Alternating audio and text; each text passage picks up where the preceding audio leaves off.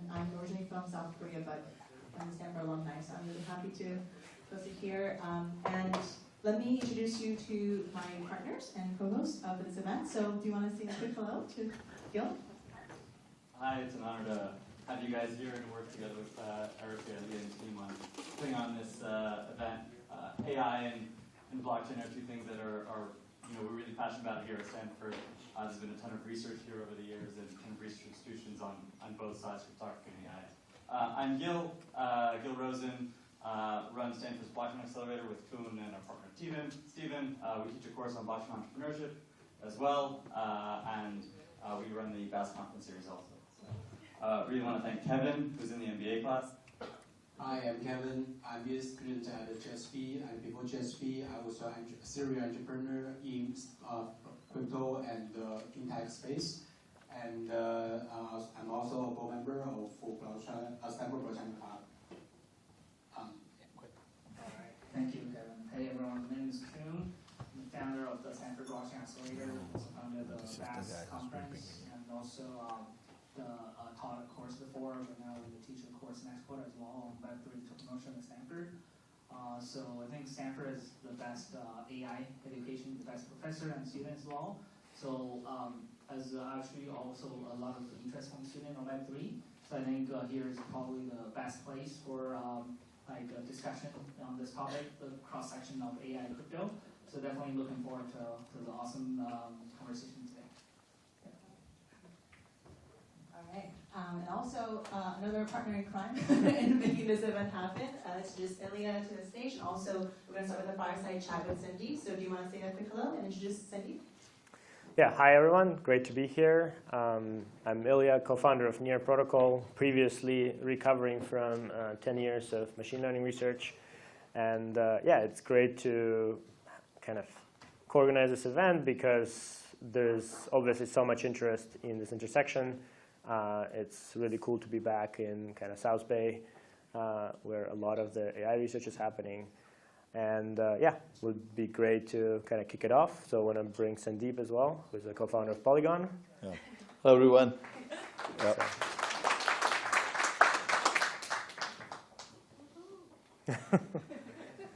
Yeah, so we wanted to kick it off with a fireside chat. So we just kind of talk more about where is this intersection, why is it happening, what are the challenges in AI, what are the challenges in Web3, how this is helpful, and then some of the ideas that kind of we've been discussing as well as the space we've been discussing, and then go from there with amazing talks by a bunch of researchers and founders that are lined up.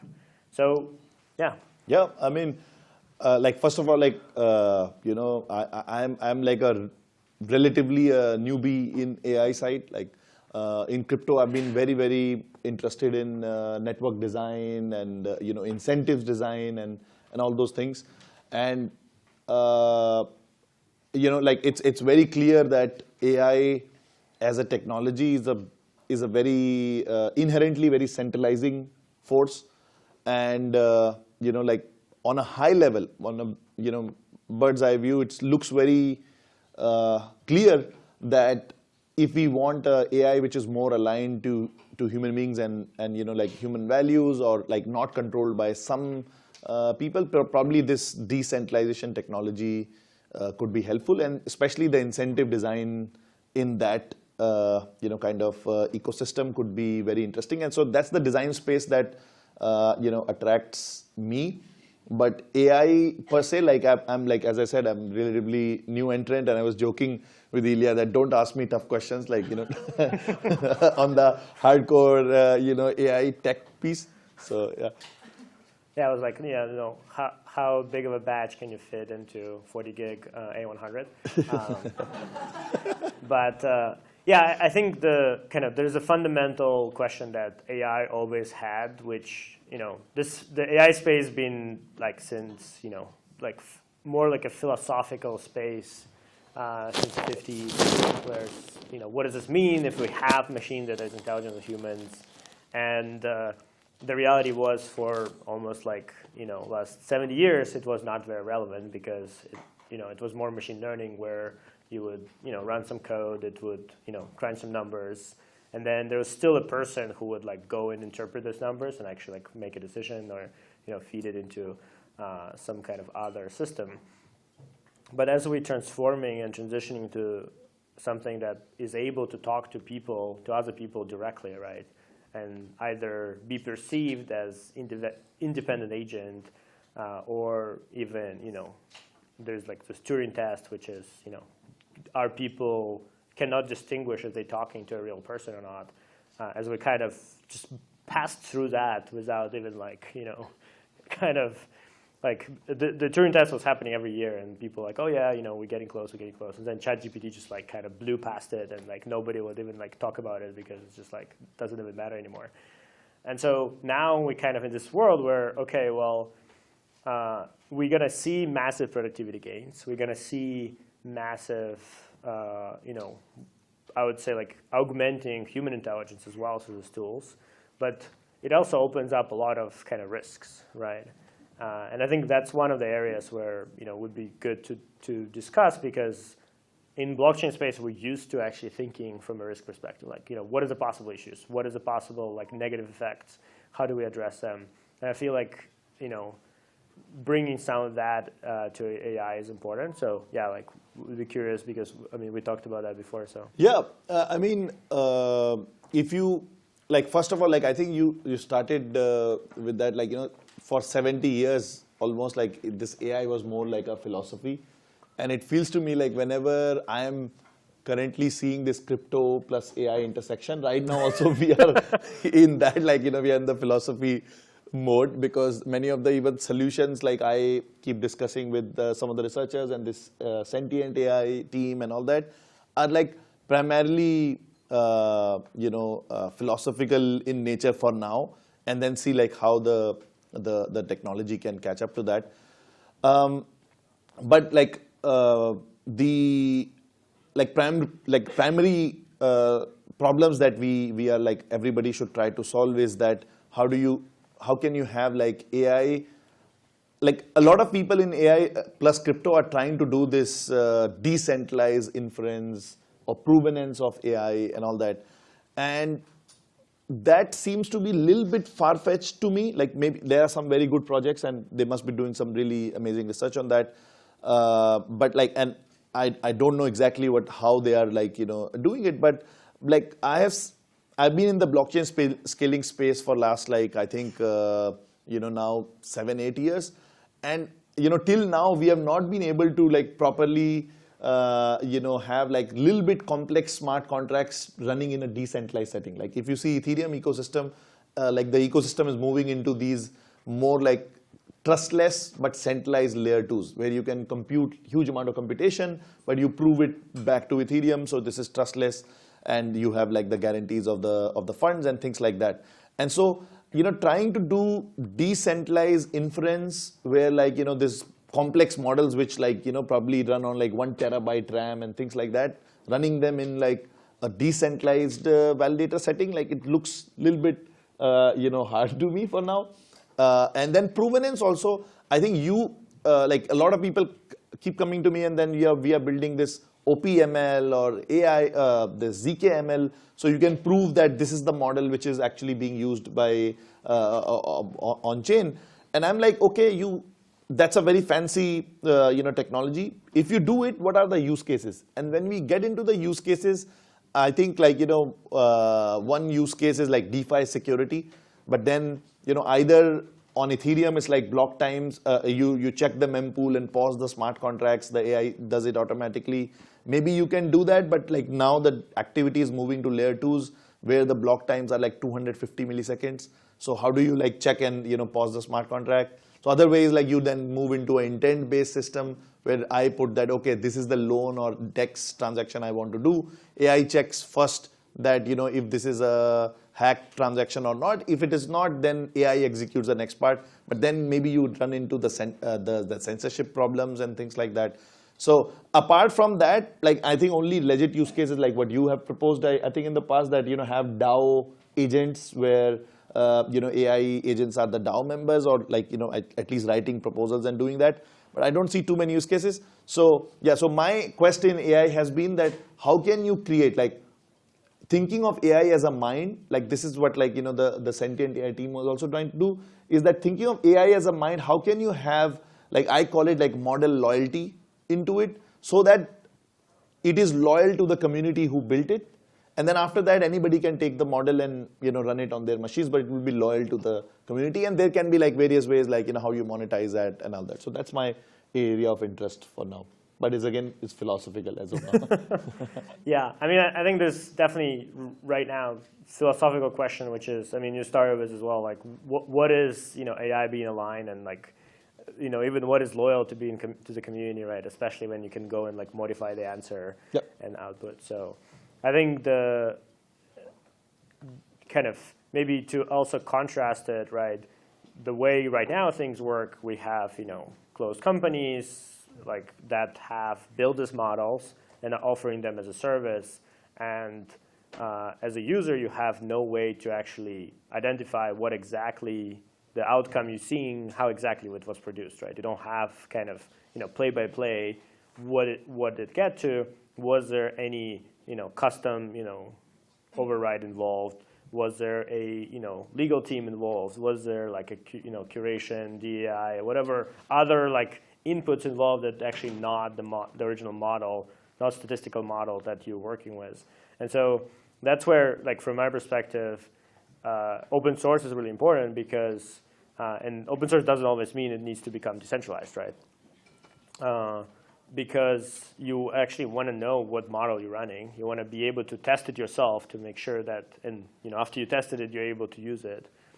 And then running it on your device is decentralized, right? Like, you don't have a central service to operate with, so you can load it up and start using it. And you can then fine tune it to be on your side, right? You can make sure that it's aligned with you individually, not actually generating profit and revenue for somebody else.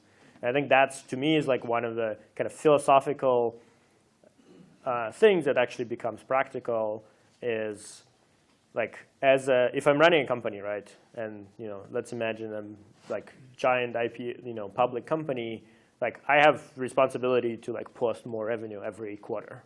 I have responsibility to figure out how to squeeze out from what I have more revenue, and when you're already hitting billion users and like multiple billion users, you don't actually have that much more growth on the user base. So you actually need to like increase average revenue per user. And to increase average revenue per user, you don't have that much more mechanics. You're either like making sure they spend more time on your platform, right? That's like some of the social networks. They literally maximize how much time you spend on them.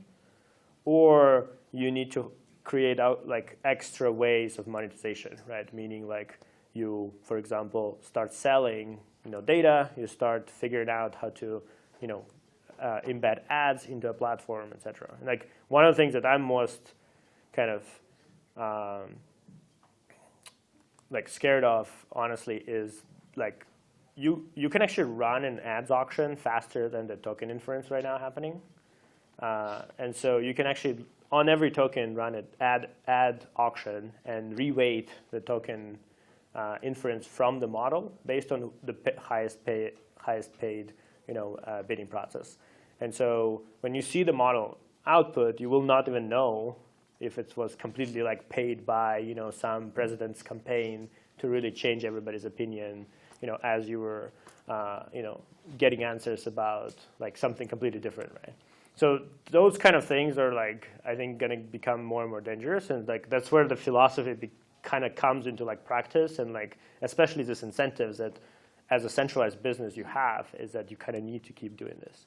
Yeah. And so I think, getting back maybe to incentive design, like what can we do as kind of crypto, and we kind of used to designing systems that are like open, everybody participates and kind of everybody wins in a way, instead of having this like revenue generation model.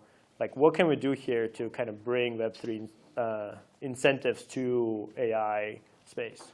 Yeah. Yeah, I mean, one part is like, having some sort of this, Bitcoin kind of model, or like these, like I'm saying crypto philosophies, like this UBI kind of model where everybody wins. Like I am right now, my thought process is more around how can you first create an incentive-based environment or ecosystem where communities come together and they build the software, something like Linux, right? They build the software together where there are incentives are also aligned, and they can compete with the likes of OpenAI and Anthropic and all that, right? So that's because as we know that, this is a very long philosophical, journey that the humanity has to go through, if at all AI allows us to go through that, journey later on, like once it becomes, AGI or whatever.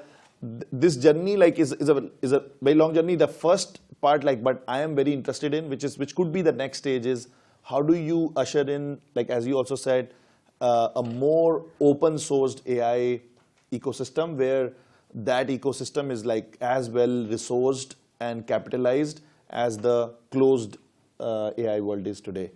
And that's where, like, you can have some sort of incentive design. Like I think many people must have like already thought of like creating a like Hugging Face, which is like, not decentralized, but it has incentives aligned with the model creators and the people who are bringing in the data, and then people who are fine tuning it, and then crypto or cryptographic methods can be used to whoever is actually like training these models, and then if those models get used by the end users via some applications and things like that, then the people who trained the model, they should be paid back that revenue. So then suddenly you create like every model or every like small team which is fine tuning the model suddenly becomes a startup. Now they can make money by fine tuning that model.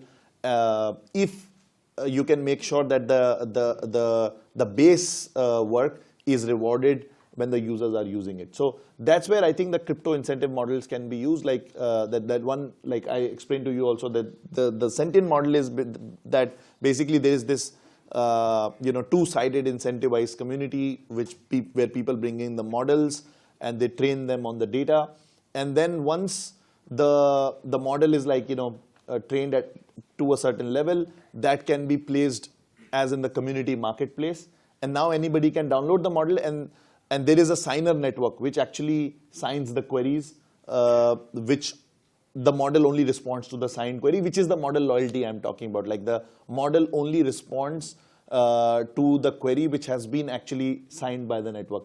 And then right now we are not even trying to tackle that part, like, okay, the network should also see the query toxicity and all that. Nothing. It's just that if you take the model from this particular platform and you want to use it for querying for your inferences, which you are like just giving it to the user like OpenAI, you just have to take the signature from the signer network, and that makes sure that those models are monetized. So that's the only piece I am like right now interested in, like let's say solving as a first step. Then you go into the more kind of critical things, that what you are saying, that checking about the model toxicity and things like that, and then how the users can actually see which model I'm interacting with and what has been at least the public data they can check. Or basically the same models can also have, like, using this crypto governance and social models, you can also have the community rate these models or tag these models, that this model is like left-leaning model or this model is a right-leaning model and all that. And as a user, like you can check some. But of course, these are like extremely hard problems that you, as you know. But if I think they needed to be solved if we need to go into the journey, and they might take time also. But I think people or that their resources and capital should be put into this to try to see how this problem can be solved. Yeah, I think maybe one interesting kind of like a way to think about it is, and I'm going to lift it from Juan Bennett, is he was kind of using it in one of his talks, is what crypto allows you to do is kind of borrow from the future, right? And we do have this, and this is actually, the Silicon Valley is built on that, is like the VC funding. It's a model that allows you to really borrow from the future. You're able to raise money from something when you don't have anything. But in crypto, you can actually create new markets kind of on a sub-level that you wouldn't be traditionally able to, right? And so a really good example is, you can incentivize creation of like a specific model, and it doesn't have, like, there's nobody yet who needs it. But you can actually, but people will want to speculate that it will be needed. Absolutely. And will be able to buy into this. And I think that's where there's kind of an important step forward that you would not really be able to do this traditionally, where you need to like spin up a startup, raise money, but then you'll spend most of your time, if you like into building tech, you'll still need to spend most of your time figuring out a business model for your startup, which if you're doing open source is actually pretty complicated, right? A lot of the open source startups end up not like being able to like actually build enough value that's like not open source to then offer, right? Unless it's like a support model, but again, like with this AI models right now, it's like a not yet figured out system. Yeah. And there's like huge branding effects, right? That like, somebody like OpenAI, if they start offering enterprise model for their thing, right? Like people will flock to that. So there is like a challenge in this right now in kind of more traditional VC route and business model route versus if you kind of create this around crypto incentives, you kind of borrow from the future, like for not even for the whole company, but for specific assets, be that a data set, a model, or even like some kind of product that you're building on top of it. Yeah, like what you're saying, like, maybe people can speculate on a future model, or they can speculate on a future talent. Like, let's say there is like a team of 3-4 people from Stanford. They have already trained some models, and they bring in some model, and they say that this is our capability, this is our current benchmarks, and we need like, let's say, $2 million to do this thing and do your, like, I jokingly call it like initial model offering, right? So, you do these kind of things. Maybe you have like DAOs who say that, okay, like, I want to, or like there is either few people or a group of like a huge community, they can create a Reddit DAO model, let's say, right? And they say that, okay, we will bring in like tens of thousands of users here who will use this kind of mechanism, let's say a small, kind of code, which scrapes Reddit using their account, right? Using individual's account and then consolidates the data. And this DAO itself is like now being tokenized, right? Like, and I think like, there is enough, like considering the level of speculation that is happening on the meme coins, I think there is enough demand that people will speculate on these kind of things also. It's just that like, those kind of regulatory models are not fully available, but and that's like, there's a very big opportunity of doing these things outside of the US. Inside of US, like they are all like, kind of restricted, but you can do it outside. All move outside of US. Pro tip.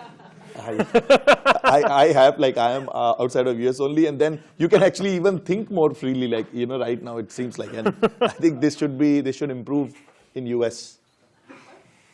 Yeah, that's a separate topic. I was saying technologically only and incentive design.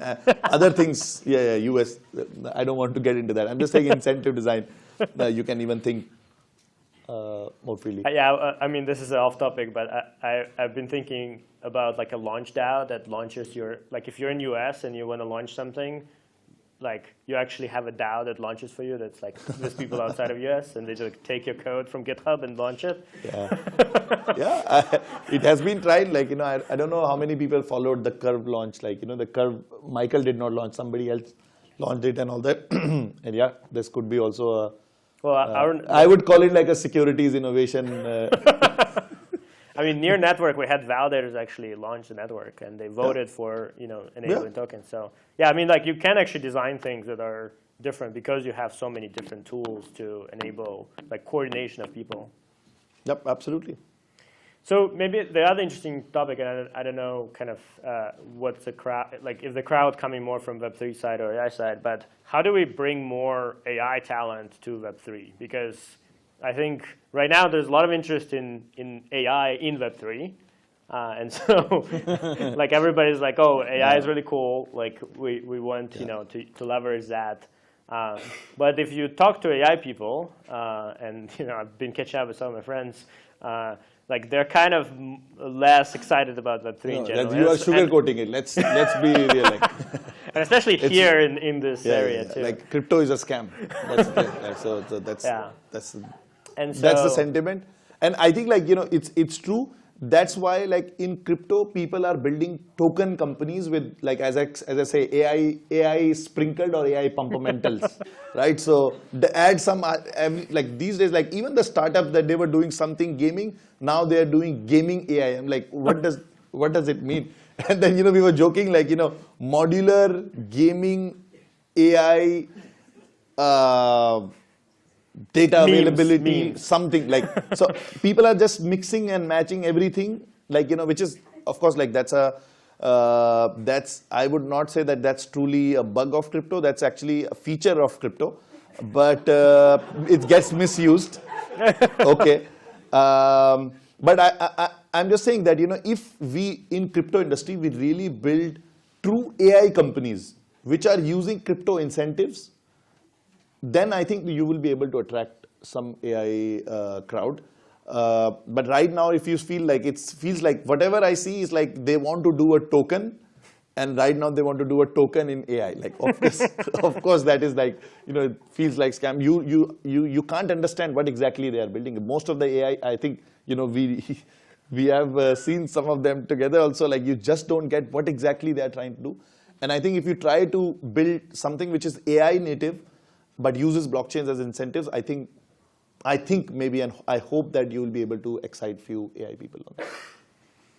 Yeah, I mean, there's kind of a whole set of boundaries. I mean, one that like crypto perceived as scam, and obviously like all the things that happened in 22 and don't help, right? So not only 22, bro. Like there have been like 17, there's been a history, 20, 22, many eras, and like, I mean, and this is true, like whoever is not from crypto, this is true that I think 90% of whatever happens in crypto is like, scam, right? It's like either slow scam or fast scam or exit scam, but this scam, like this is true. But then that's how like these free markets, that whenever there is money to be made, that people come in. But due to that 90%, and I'm talking about volume, but then due to that 90%, like whatever, there's so much money and speculation available, a lot of capital gets put in the rest 10%. And I think that the majority of the capital goes to 10% by the amount of capital. And that is where the smartest of the smartest brains are. Of course, people like Illia also, who come to crypto to try to solve real problems for humanity, which can push the humanity forward. And that's why I say that this is not a bug, it's a feature. Some people misuse it, that's okay. I think that's the same with startups also. Like, I mean, I think right now in AI, especially last year, it's probably what's happening too. There was so much money. Everybody was like, oh, I'm using that. I put GPT on something, and that raise the money right away. So like we see this anywhere where there is like a lot of kind of excitement and maybe like less rigor around how it works yet. And so that kind of creates this like wave of interest. And I mean, crypto is just like so much more public and open, and kind of, so like anybody can participate. Like if, for startups, you need to kind of be either like here, you need to know people. It's like more kind of closed system, but with crypto, it's like global right away. And so you have like a lot more participation. And that's why like that's not necessarily bad, because that capital coming into any field, that then attracts the best talents into that. And I would argue that any big industry, whether it's internet.com bubble, whether like previous various these revolutions like in finance and all that when there is a lot of money coming into one particular sector, this attracts the best of the best brains. And initially, there might be a lot of capital which gets allocated into these things, but free markets eventually figure out their way to, kind of put the capital in the right place, and then that's eventually like the best things come out of these speculative bubbles for humankind. Like internet itself is a very big example of that. Yeah, I was just talking with Richard about this. Like after bubble of 2001, right? There was there was enough investment into underlying infrastructure that things actually started to work. And then there was like a period while everything was actually building up. And it didn't feel like it was a hype, right? But it was like enough of stuff was working that it was a really good time to like invest and actually grow companies and build them, right? And this is kind of a lot of the companies that are now big, right, is like, 2003, 2004, 2007 mint. Kind Yeah. of coming out of Somebody that. was telling me that the companies who built these but then they built this infrastructure, yeah. infrastructure.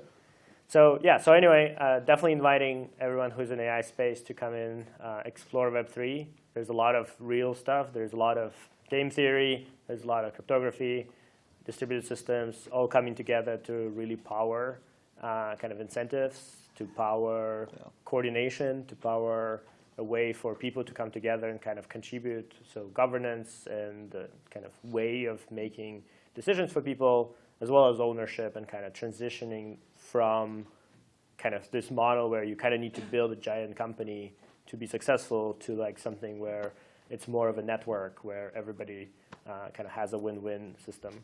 So I think we kind of out of time. I just want to add like this for the AI native people, that we could be probably in like 1994 or 1995 where there is like Microsoft and IBM and these big ones, like the same analogy for AI, like where you have these open AIs and other big players in the space. And this is the time where this open source is just getting started. So open source AI is just getting started.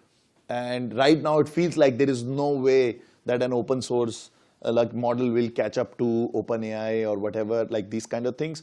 But if you go back to 1995, you would think the same things about like Microsoft. And Microsoft was going to build the internet, like it's called like Internet Superhighway or something like that, right?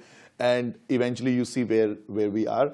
I think that for AI, that's just getting started. A lot of capital is being mobilized, a lot of brain power, talent is being mobilized in this space. And within a matter of like 2-3 years, you will see a lot of difference in the open source and a more decentralized AI space. So I would also like say that if you are interested, explore this space. Crypto is very rewarding also. It's very stressful, very, very painful. You get called like scammer, grifter, all that things. But you have to decide for yourself. If your intention is good, you will end up doing some really good things. So do consider joining Web3 and crypto. All right, thank you. Thanks, everyone.